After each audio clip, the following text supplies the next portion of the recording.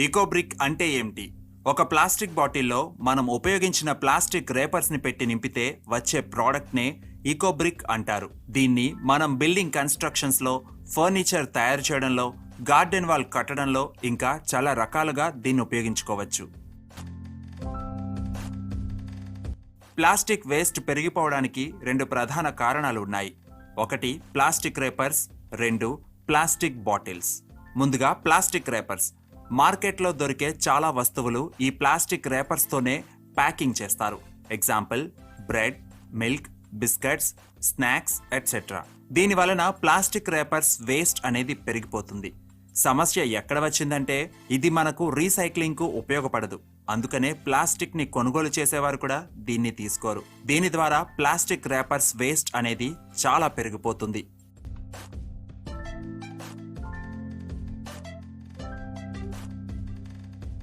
Plastic bottles. చాలా వరకు మనం ప్లాస్టిక్ బాటిల్స్ ని వాడడం తగ్గించేశాం. కానీ ఎక్కువ శాతం plastic bottles soft drinks, cool drinks నుండే వస్తున్నాయి. దీన్ని ఎలాగో మనం అరికట్టలేం. ఒక రీసెర్చ్ అండ్ రిపోర్ట్స్ ప్రకారం ప్రపంచ జనాభా ఒక నిమిషానికి 1 మిలియన్ ప్లాస్టిక్ బాటిల్స్ ని వాడుతున్నారు. ఈ రెండు ప్రధాన సమస్యలకు ఉన్న ఏకైక పరిష్కారం అదే ఈకోబ్రిక్. ఈకోబ్రిక్ ని తయారు చేసే విధానం. ఈకోబ్రిక్ ని మనం చాలా సులభంగా ఇంటిలోనే తయారు చేసుకోవచ్చు. ఎలా తయారు చేయాలో ఇప్పుడు తెలుసుకుందాం. దానికి మనకు కావలసినవి plastic bottle, plastic rappers, scissors, cotton cloth మరియు స్టిక్. మొదటగా శుభ్రం చేసిన ప్లాస్టిక్ బాటిల్ని తీసుకోండి. కర్ర సహాయంతో కాటన్ క్లాత్ని తీసుకొని బాటిల్ని డ్రై చేయండి. Soft plastic and hard plastic అనేవి రెండు రకాలుగా ఉంటాయి. పలుచని, కలర్ఫుల్ అండ్ ఫ్లెక్సిబుల్ ప్లాస్టిక్ కవర్స్ని సాఫ్ట్ ప్లాస్టిక్ అంటారు. దీన్ని బాటిల్ అడుగు భాగానికి చేర్చాలి.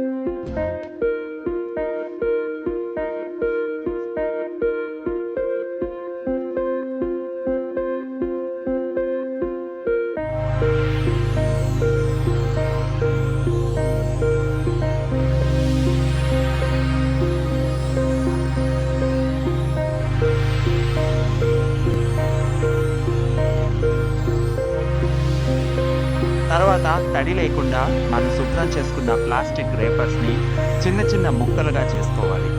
ఆ చిన్న ముక్కలను ప్లాస్టిక్ బాటిల్స్లో కర్ర ఉపయోగించి గ్యాప్ లేకుండా బాటిల్స్ నిండే వరకు నింపాలి. దీనినే హార్డ్ ప్లాస్టిక్ అని కూడా అంటారు.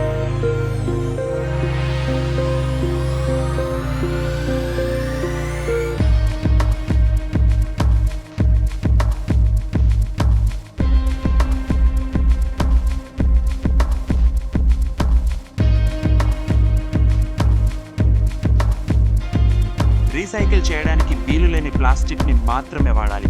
ఈకోబ్రిక్ లో మనం వాడకూడనివి ఆకులు, పేపర్స్, మెటల్, గాజు ముక్కలు మరియు డికంపోజ్డ్ మెటీరియల్. చివరగా 1 లేదా 2 సెంటీమీటర్ల గ్యాప్ ని ఉంచాలి.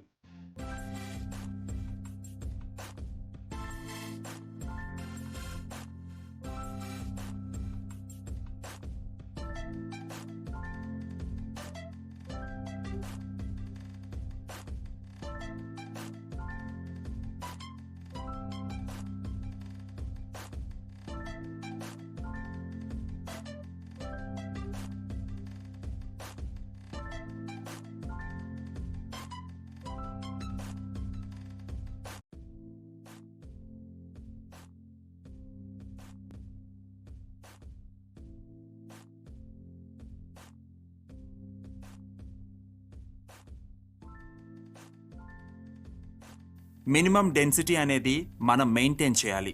The formula of ecobrick is minimum density is equal to bottle volume into 0.33 grams per milliliter.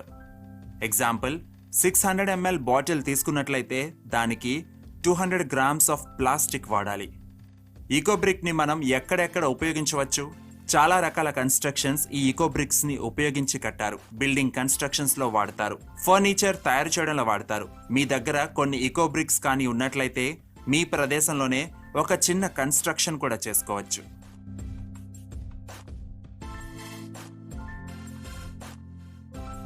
ఈకోబ్రిక్ని store చేసుకునే విధానం. ఈకోబ్రిక్ని మనం చాలా జాగ్రత్తగా మరియు ఒకే విధంగా స్టోర్ చేయాలి. చెక్క మీద కానీ నేల మీద కానీ ఉంచాలి. సూర్యరశ్మి తగలని ప్రదేశంలో ఉంచాలి.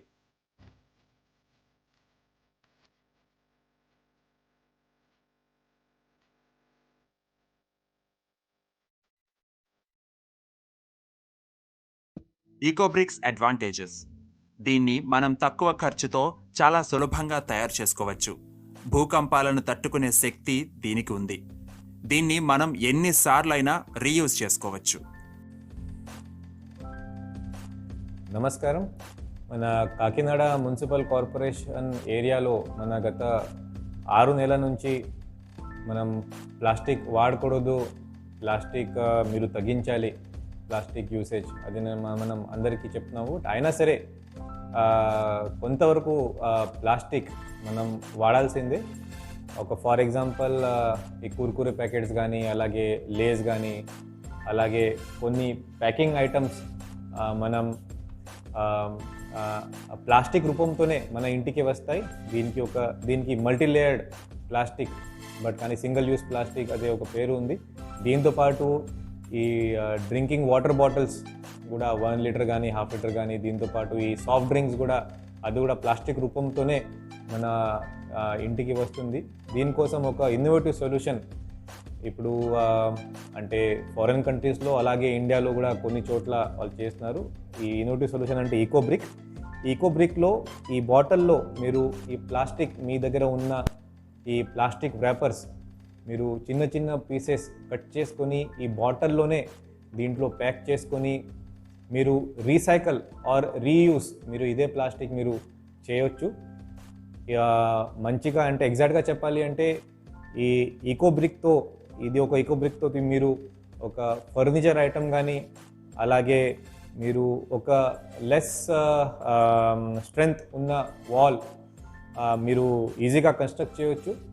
దీనివల్ల ఈ మీ దగ్గర ఉన్న ప్లాస్టిక్ సేఫ్గా కూడా డిస్పోజ్ అవుతుంది. మళ్ళీ ఈ డ్రైన్ లోపల ఆర్ రోడ్ మీద ప్లాస్టిక్ రాకుండా మనం చూడొచ్చు.